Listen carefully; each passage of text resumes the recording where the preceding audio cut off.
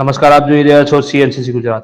અખિલ ભારતીય રાષ્ટ્રીય શૈક્ષણિક મહાસંઘ સિદ્ધપુર પ્રેરણા સ્ત્રોત રૂપે તાલુકાની વિવિધ પ્રાથમિક શાળાઓમાં કર્તવ્ય બોધ દિવસની ભવ્ય ઉજવણી કરવામાં આવી. તારીખ 12/1/2024 રાષ્ટ્રપુરુષ સ્વામી વિવેકાનંદ જન્મદિન અને તારીખ 23/1/2024 સુભાષચંદ્ર બોઝના જન્મદિન નિમિત્તે પ્રાથમિક શાળાઓના બાળકો આ રાષ્ટ્રપુરુષોના જીવન પ્રસંગો વિશે જાણે અને પોતાનું જીવન પણ તે દિશામાં આગળ સુપ્રસિદ્ધ કરે તે હેતુથી અખિલ ભારતીય રાષ્ટ્રીય શૈક્ષણિક મહાસંઘ સિદ્ધપુરની પ્રેરણા થકી સમૂળા પગાર કેન્દ્ર શાળામાં વક્તા શ્રી અનંતભાઈ શુક્લ, ગાગલાસણ પગાર કેન્દ્ર શાળાના વક્તા શ્રીમતી રાજેશ્રીબેન પટેલ, દેથડી પગાર કેન્દ્ર શાળા વક્તા શ્રી સંજયભાઈ પટેલ અને શ્રી વિરેનભાઈ પ્રજાપતિ, મેથાન પગાર કેન્દ્ર શાળાના વક્તા શ્રી પ્રિતેશભાઈ સોની, કાકોસી પગાર કેન્દ્ર શાળાના વક્તા શ્રી ભાવિનભાઈ નાગર, બિલિયા પગાર કેન્દ્ર શાળાના વક્તા શ્રીમતી સોનલબેન કાપડિયા, કુમાર પગાર કેન્દ્રની શેલાવણી પ્રાથમિક શાળાના વક્તા શ્રી હિતેશભાઈ પટેલ, કનેસરા પગાર કેન્દ્ર શાળાના વક્તા શ્રી કમલેશભાઈ પટેલ અને નગર સમિતિ સિદ્ધપુરના પ્રાથમિક કુમાર શાળા નંબર 7 રાજપુરના વક્તા શ્રી દીપકભાઈ શ્રીમાળી અને શ્રીમતી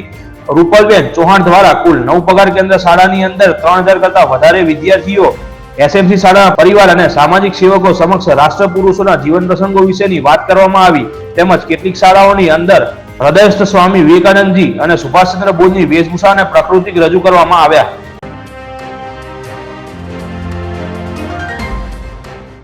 આખા દેશમાં શ્રીરામમયના નારા ગુંજી રહ્યા છે. સિદ્ધપુરમાં રાજપુર પ્રાથમિક કન્યા શાળા નંબર 4 ખાતે પ્રભુ શ્રીરામ વિશે ચિત્ર સ્પર્ધા પણ યોજાઈ. રાજપુર પ્રાથમિક કન્યા શાળા નંબર 4 ખાતે આજે ચિત્ર સ્પર્ધા યોજાઈ હતી. બાદ બાળકોએ ચોક્કસ હરોળમાં ગોઠવીને મનમોહક શ્રીરામ ભગવાનના ફોર્મેશન બનાવવામાં આવ્યા અને પ્રેઝન્ટેશન કરવામાં આવ્યું. રાજપુર પ્રાથમિક કન્યા શાળાના આચાર્ય તેમજ શિક્ષક ભાઈ બહેનોએ સુભાષચંદ્રજી વિષય ઉપર અદ્ભુત પ્રવચન આપ્યું. ચિત્ર સ્પર્ધા દ્વારા ખૂબ જ સરસ કાર્યક્રમ યોજાયો, જેમાં તેમની મહેનત સરાહનીય છે. બાલિકાઓએ પણ ઉત્સાહપૂર્વક ભાગ લીધો. સૌ આયોજકને અભિનંદન. સિદ્ધપુર તાલુકાના કોલવાડા ગામે મામાના ઘરે રહેતી 17 વર્ષીય સગીરાનું અપહરણ કરી લઈ ગયેલા યુવાનની પોલીસે ધરપકડ કરી તેને પાટણની સ્પેશિયલ પોસ્કો કોર્ટમાં રજૂ કરીને રિમાન્ડની માંગણી કરતા જજ GJ શાહે તેને તારીખ 20મી સુધીના રિમાન્ડ પર પાટણ SC/ST સેલ પોલીસે સુપ્રત કર્યો. આ બનાવની લાક્ષણિકતા એ છે કે કિશોરીનું અપહરણ કરવામાં યુવાનની પત્નીની પણ મદદગારી હોવાનું બહાર આવતા પોલીસે તેમની ધરપકડ કરીને પાટણની સ્પેશિયલ પોસ્કો કોર્ટમાં રજૂ કરી હતી. જજે તેને જ્યુડિશિયલ કસ્ટડીમાં મોકલી હતી. અત્રે નોંધનીય છે કે કિશોરીનું અપહરણ કરનારો યુવાન પરણિત અને 2 સંતાનનો પિતા પણ છે. તેમ છતાં આ કૃત્ય તેણે આચર્યું હતું અને કિશોરીનું અપહરણ કરી તે તેની પત્ની અને 2 બાળકો સાથે કિશોરી સહિત તમામ જામનગર ખાતે પહોંચી ગયા હતા, જ્યાંથી સિદ્ધપુર પોલીસે આ કિશોરીના અપહરણ કરતા યુવાન અને તેની પત્નીની અટકાયત કરી હતી અને કિશોરીને તેના વારી વારસાને સુપ્રત કરી હતી. પાટણ શહેરના રડિયાદ નગરમાં આવેલ ગોલ્ડન ફ્લેટમાં ભાડાના મકાનમાં રહેતા એક પરિવારને ઘર ખાલી કરી જવા રહેવાની ધમકી આપી મારામારી કરી અને ઈજાઓ કરી હતી. આ અંગેની મળતી માહિતી મુજબ આશાબેન નયનભાઈ સોલંકી ઉંમર વર્ષ 38, મૂળ રહે પાટણ સુભાષ ચોક જલારામ મંદિર પાછળ બગવાડા વણકરવાસ, હાલ રહે પાટણના રડિયાદનગર ફ્લેટ જય પટેલના દવાખાનાની બાજુમાં આજથી 3 માસ પહેલા નાઈ અશોકભાઈના રડિયાદનગરમાં આવેલ મકાન ભાડેથી રાખેલ હતું અને તેમના મકાન ઉપરના માળ સાધુ કલ્પનાબેન રહે છે અને તેમના મકાનની સામે માલતીબેન રહે છે અને આ અગાઉ આ જ સોસાયટીમાં ડોક્ટરના મકાનમાં ભાડે રહેતા હતા.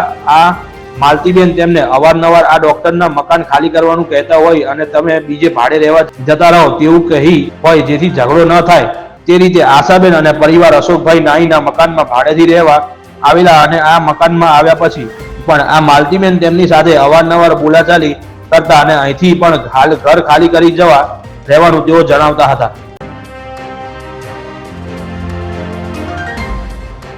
પાટણ જિલ્લા પોલીસ તંત્રના 17 પોલીસ સ્ટેશનોમાં વર્ષ 2023ના જાન્યુઆરીથી ડિસેમ્બર માસના 12 મહિનામાં વિવિધ પ્રકારની ગુનાખોરીનો ગ્રાફ આંશિક વધ્યો હોવાનું જણાય છે. પાટણ જિલ્લામાં આમ તો દર વર્ષ દરમિયાન સબ સલામત જેવી સ્થિતિ રહી છે. કાયદો વ્યવસ્થાની સ્થિતિ યોગ્ય રીતે જળવાયેલી રહે. જોકે આ વર્ષમાં પ્રોહિબિશન આ વાહન ચેકિંગમાં ડ્રાઈવો ઉપર વધારે ભાર મુકાયો હોવાથી અને તે લગતા કેસો વધુ પ્રમાણમાં થયા હોવાથી ગુનાખોરીની નોંધણીનો આંક જણાઈ રહ્યો છે. પાટણ જિલ્લામાં 2023 દરમિયાન A પોર્ટના 3803, B પાર્ટના 2222 અને C પોર્ટના 6779 મળીને કુલ 12804 ગુના નોંધાયા હતા, જેમાંથી 5801 ગુના એટલે કે 50% ગુનાઓનો ઉકેલ કરવામાં આવ્યો હતો.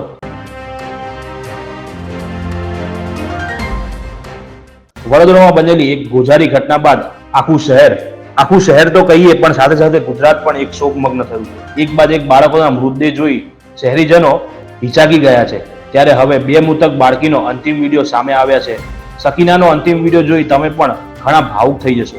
માતૃ સકીના તેના મિત્ર સાથેના અંતિમ વિડીયોમાં કહેતા સંભળાઈ રહી છે કે આજ તો મજા આને વાલી હૈ, પણ તેને ક્યાં ખબર હતી કે આ વિડીયો તેનો અંતિમ વિડીયો બની રહેશે. આવી નાની બાળકી સાથે આ ઘટના અત્યંત દયનીય છે. તો અન્ય વાડી વિસ્તારની 9 વર્ષીય મૃતક આલિશા બાનુ મોહમ્મદ ઉમર કોઠારીવાલા સારે જહાં સે અચ્છા હિન્દુસ્તાન હમારા ના મ્યુઝિક પર તિરંગો ફરકાવી દેખાય છે. આ વિડીયોમાં તેની દેશભક્તિ છલકી રહી છે. એક બહેનનું મોત અને બીજી બહેન હોસ્પિટલમાં. પાણીગેટ વિસ્તારમાં આવેલ મેમણ કોલોનીમાં રહેતી સકીના એક કમનસીબ વિદ્યાર્થીઓમાં હતી જેનું આ ગોઝારી દુર્ઘટનામાં મોત થયું છે. તે બંને બહેનો આ પિકનિકમાં સાથે હતી જેમાં સકીનાનું મૃત્યુ થયું છે, જ્યારે તેની ઇજાગ્રસ્ત બહેન સોફિયા હોસ્પિટલમાં સારવાર હેઠળ છે. આ ઘટના બાદ પીડિત પરિવાર સહિત સમગ્ર વિસ્તારમાં શોકમગ્નતા છવાઈ ગઈ છે.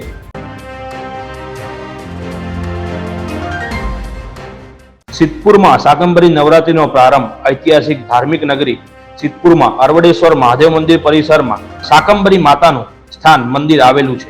આખા ભારતમાં શાકંભરી માતાના ઘણા સ્થાનકો આવેલા છે, પરંતુ સ્વયંભૂ પ્રગટ થયા હોય તેવા ભારતમાં ખાલી 2 જ જગ્યાએ છે. એક હિમાલયની અંદર અને 2 દેવશંકર બાપાના આશ્રમમાં મવડાના ઝાડમાંથી માતાજી સ્વયંભૂ પ્રગટ થયા હતા અને પૂજ્ય ગુરુ મહારાજને દર્શન આપ્યા હતા.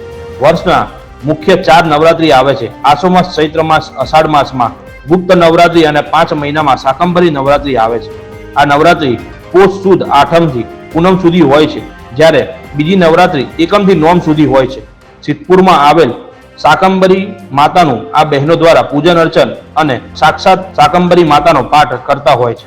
શાકંભરી માતાજીને નવરાત્રી કરનાર માય ભક્તો માતાજીને લીલા શાકભાજી, ફ્રૂટ, વિવિધ શાકભાજીને પ્રસાદ સ્વરૂપે લઈને દર્શન કરી ગદગદતા અને પાવન થાય છે અને લીલા શાકભાજી અને ફ્રૂટનો માતાજીને પ્રસાદ ધરાવવામાં આવે છે.